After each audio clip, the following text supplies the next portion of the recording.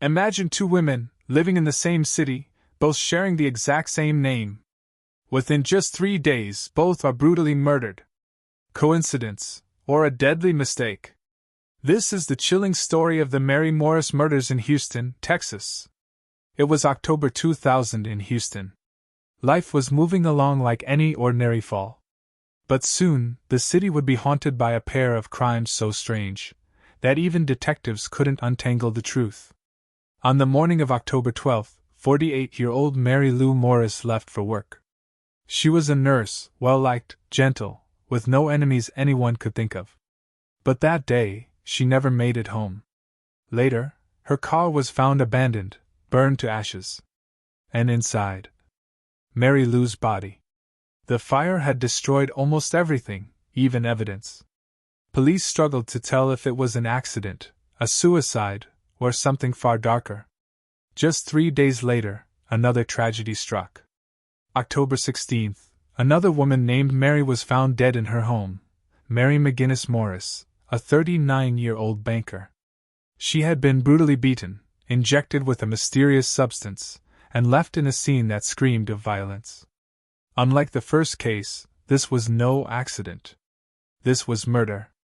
2 Marys. 2 murders. Same city. Same week. People couldn't believe it. The odds seemed impossible. Was it just a horrifying coincidence? Or did the killer strike the wrong Mary first? Theories began to swirl. Some thought the first murder, Mary Lou, was a case of mistaken identity, a hitman targeting the wrong woman. But if that was true, who wanted the second Mary dead? Investigators turned their eyes to Mary McGinnis Morris's personal life. She had a rocky marriage, and her husband, Mike, quickly became a suspect. Rumors spread that he might have wanted her gone. Even more suspicious? Phone records suggested he called her phone multiple times right before and after the murder. But Mike denied everything. He said he was innocent. And to this day, no evidence has ever proved otherwise. Meanwhile, others believed both murders were connected, a professional job, carried out with precision, one victim silenced by mistake, the other targeted deliberately. And here's the chilling part: after more than 20 years, both cases remain unsolved. No killer has ever been caught. 2 women, same name, taken from this world in the most mysterious way. Coincidence? Or the deadliest twist of fate? Have you ever heard a story that sounds so strange, so unlikely, that you almost can't believe it's real? Well, this one is. In Houston, Texas, back in October of the year 2000, 2 women who had never met each other, who lived separate lives, suddenly became connected in the most chilling way possible. Their names? Both of them were Mary Morris. That's right. 2 women, sharing the exact same name. And within just 3 days of each other, both would be found dead. Not from accidents. Not from natural causes. But under circumstances so suspicious, so unsettling, that even now, more than 20 years later, their cases remain tangled in mystery. Think about that for a moment. Imagine living your ordinary life, running errands, going to work, seeing family, and suddenly your name, just your name, ties you to someone else's fate. It's the kind of eerie coincidence you'd expect in a movie, not in real life. Yet for these 2 women, that coincidence became deadly. The city of Houston was shaken. 2 Marys, gone in the span of days. Neighbors whispered, the media questioned, and police scrambled to figure out, was this a cruel twist of fate, or was something more sinister at play? A mistake, maybe? A professional job gone wrong? Or even worse, 2 deliberate murders with one terrifying connection. And this is where our story begins, with a strange coincidence that turned into a nightmare. 2 women, 1 city, 1 name, and a mystery that refuses to let go.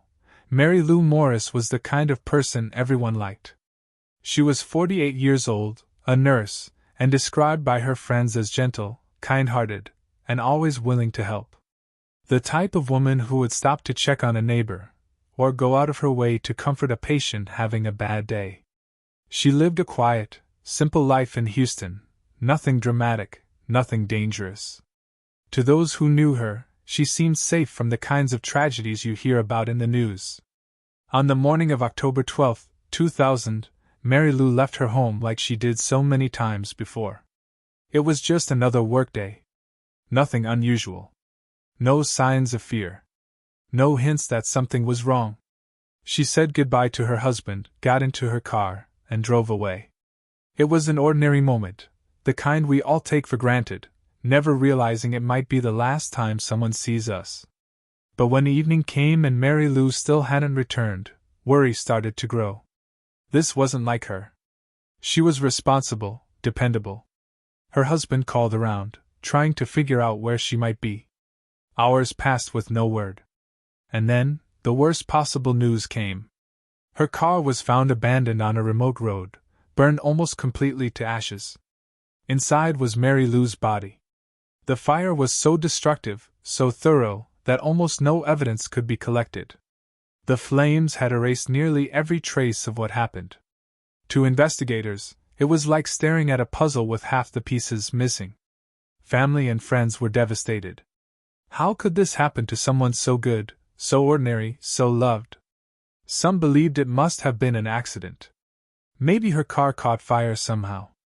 Others suspected suicide, though no one close to her could imagine she would ever do such a thing. And still, whispers of murder lingered in the air. The truth, whatever it was buried under ashes. When investigators first looked at Mary Lou's burned-out car, they were baffled.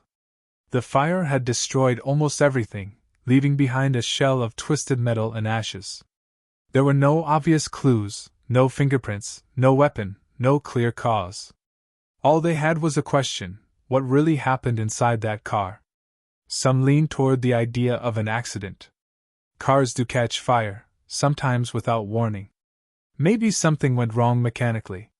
Maybe Mary Lou had pulled over, not realizing the danger until it was too late. But even as investigators spoke these words out loud, the theory didn't sit right. Mary Lou had been healthy, alert, capable, and this kind of accident was rare. Others whispered about the possibility of suicide. Could she have felt so overwhelmed, so hopeless, that she ended her own life in such a devastating way? But the people who loved her pushed back fiercely. This wasn't Mary Lou. She was happy, steady, caring. She had no history of depression, no signs of despair. To those who knew her best, the thought was almost insulting. And then, of course, came the darker suspicion. Murder. The idea that someone, somewhere, had wanted Mary Lou dead, and had gone to great lengths to cover their tracks. Burning a car wasn't just violent, it was deliberate. It destroyed evidence, erased fingerprints, wiped away DNA. It felt like someone had wanted to make sure no one would ever know the truth. The uncertainty was crushing. Police couldn't say for sure what happened, and Mary Lou's family was left clinging to questions with no answers. Was it an accident? Was it something she chose? Or had someone out there carefully, cruelly, taken her life? And if so, who? Just 3 days after Mary Lou's body was found, Houston would be shaken again. This time, the victim was Mary McGinnis Morris, a 39-year-old mother, wife, and respected banker. Unlike Mary Lou, who lived a quiet, simple life, Mary McGinnis seemed to carry more visible stress on her shoulders. She was successful, yes, but with that success came long hours, responsibility, and tension. Those who knew her described her as strong, independent, and professional. She was someone who worked hard to balance her career and her family, but there were cracks in the picture-perfect image. Behind closed doors, her marriage wasn't steady. Friends would later say that her relationship with her husband, Mike, felt strained, sometimes even bitter. It wasn't uncommon for her to vent to close friends about arguments, about frustrations, about not always feeling safe or understood. And Mary McGinnis had her own worries outside the home, too. In the weeks before her death, she confided to friends that she felt uneasy. There were moments when she thought someone was following her. Times when she told people she didn't feel entirely secure at work. It was as if she could sense a storm building around her, but couldn't quite put her finger on what it was. Then came October 16, 2000. Just 3 days after Mary Lou's mysterious death, Mary McGinnis was found inside her own home. But unlike the burned-out car and erased evidence of the first Mary, this scene was brutal and unmistakably violent. She had been beaten, injected with something unknown, and left lifeless. This wasn't an accident. This wasn't a question mark. This was murder. The timing was chilling. 2 Marys. Same city. Same week. The coincidences were too sharp to ignore, and the whispers began to grow louder. Could this really just be fate? Or was there a thread tying these 2 women together, a thread twisted by someone with deadly intent? When investigators walked into the home of Mary McGinnis Morris, the atmosphere was immediately different from Mary Lou's case. There was no burned-out car, no mystery of whether it was an accident or not. This time, there was no doubt. What they found was raw, violent, and deeply unsettling. Mary McGinnis's body showed clear signs of a struggle. She had been beaten, her injuries screaming of rage or desperation. What shocked investigators even more was the evidence that she had been injected with some kind of chemical, as if her killer had access to medical knowledge or wanted to inflict pain in a very specific way. It was intimate, cruel, and deliberate. This wasn't just a killing. It felt personal. The crime scene itself told a different story from Mary Lou's. With Mary Lou, the fire had wiped away nearly everything: the evidence, the details, the truth. But here, with Mary McGinnis, it was all laid bare. The violence was clear, undeniable. Investigators could feel it in the air. Whoever did this wanted her dead, and they wanted her to suffer. And yet, even with all that evidence, the puzzle didn't get easier. In fact, it became more complicated. If Mary Lou's death had been an accident or a cover-up, then Mary McGinnis's murder was the complete opposite: loud, messy, impossible to ignore. The differences between the 2 cases made the coincidences even more chilling. 2 Marys, 2 murders, but with such contrasting styles. How could this possibly make sense? The city was left shaken.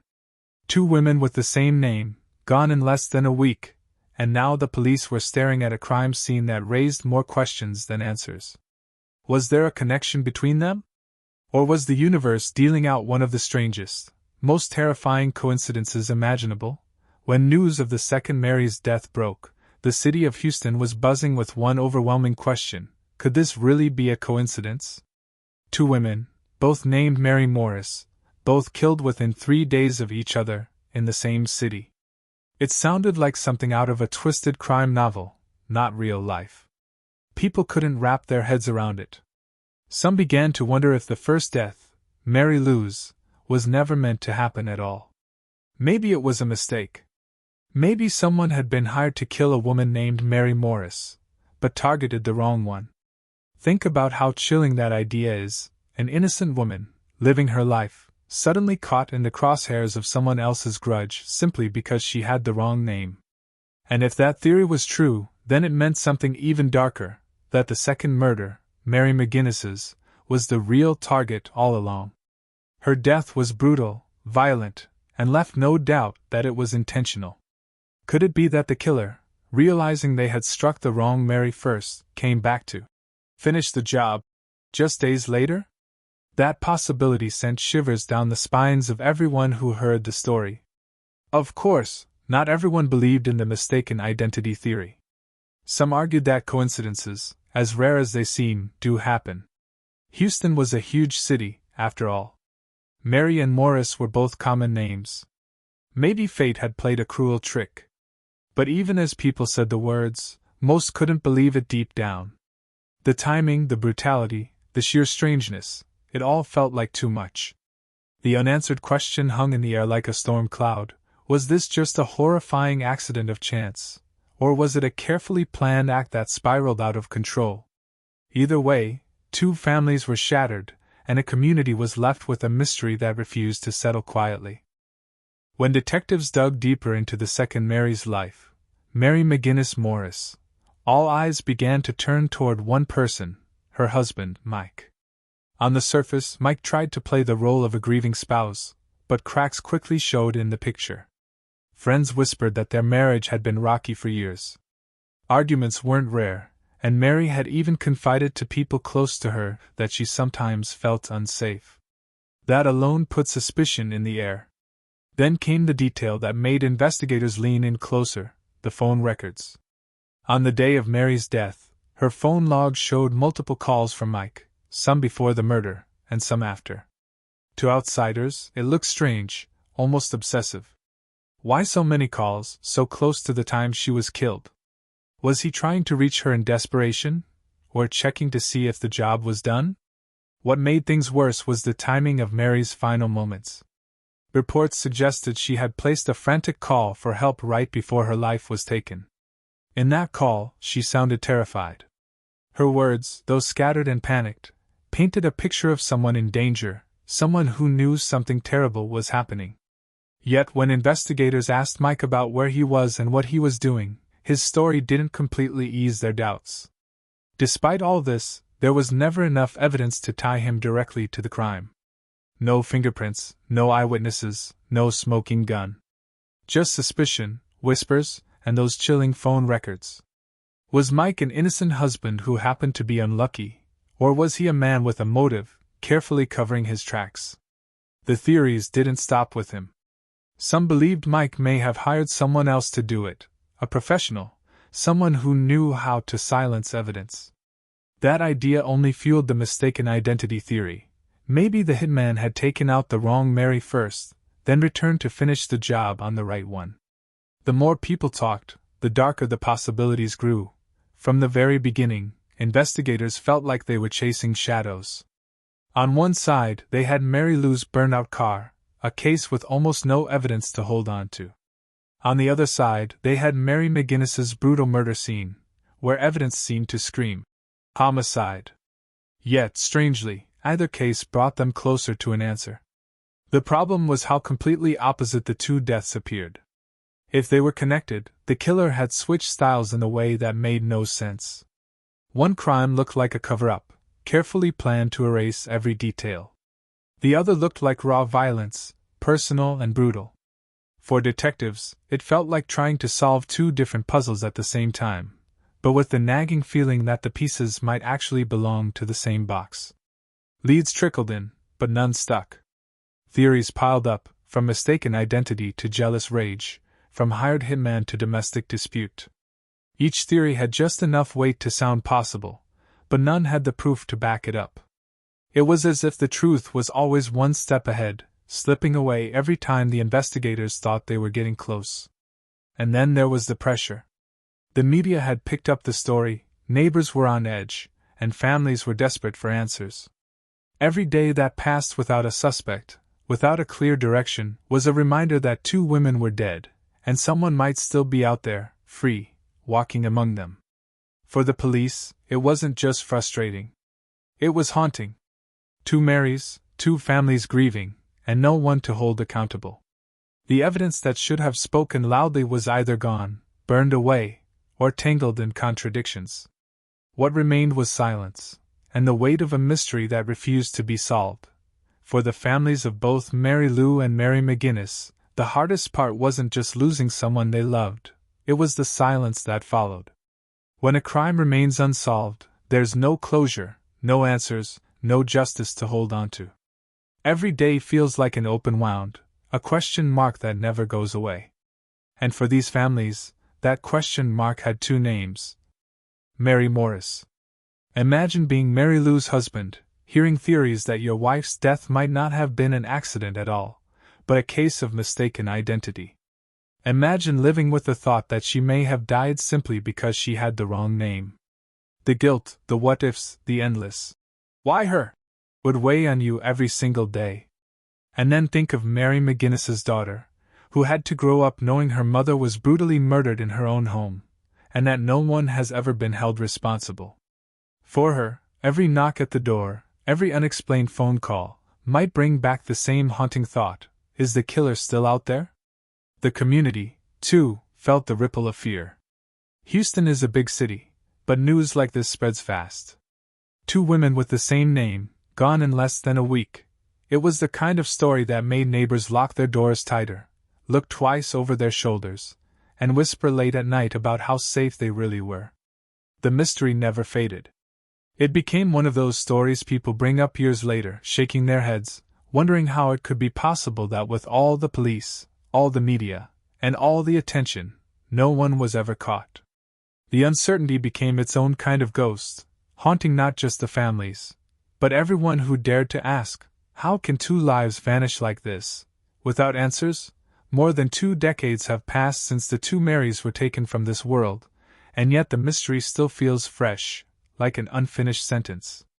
For the families, time has not healed the wound. If anything, the years have deepened the ache, because every birthday, every holiday, every quiet moment reminds them of the truth they still don't have. The unanswered questions hover in the air like ghosts. Was Mary Lou's death truly a random tragedy, or was she the wrong target at the wrong time? Was Mary McGinnis betrayed by someone she trusted, or hunted by a stranger whose face no one has ever seen? These questions don't just haunt investigators. They haunt everyone who dares to look too closely at this case. What makes it worse is the silence. There are no new leads, no shocking breakthroughs, no confessions whispered in the dark. Just 2 names etched into the memories of those who loved them, and a file buried deep in the cold case archives. It's as if the answers are locked away, waiting, taunting, refusing to come to light. For true crime followers, the Mary Morris murders stand as one of the strangest cases in modern history, a riddle that seems too bizarre to be real, but too sharp and tragic to be ignored. Every detail feels like a clue, yet every clue seems to collapse under the weight of doubt. And so, the story lingers, not with closure, but with questions. Questions that hang heavy in the air, questions that keep people awake at night, wondering if the truth will ever step forward, or if it will remain forever hidden in the shadows of Houston, 2000. And here we are, 2 Marys, 2 lives cut short, 2 families left broken. Both women had dreams, routines, people who loved them, and yet, their names became bound together forever in one of the strangest unsolved mysteries in modern crime. No killer was ever caught. No clear motive was ever proven. And so, the questions remain: was this cruel fate, or a deadly mistake? Was it coincidence, or a carefully planned act of violence that went horribly wrong? For their families, the lack of answers is a wound that never fully closes. For the rest of us, it's a reminder of how fragile life can be, how quickly the ordinary can twist into the unthinkable. The Mary Morris murders remain unsolved, haunting not just Houston, but anyone who stumbles across this bizarre, chilling story. 2 women, 1 name, and a mystery that, even after all these years, refuses to rest. So what do you think? Was this a tragic coincidence, or a deadly case of mistaken identity? Until the truth is uncovered, the mystery of the Mary Morris murders will keep haunting us all.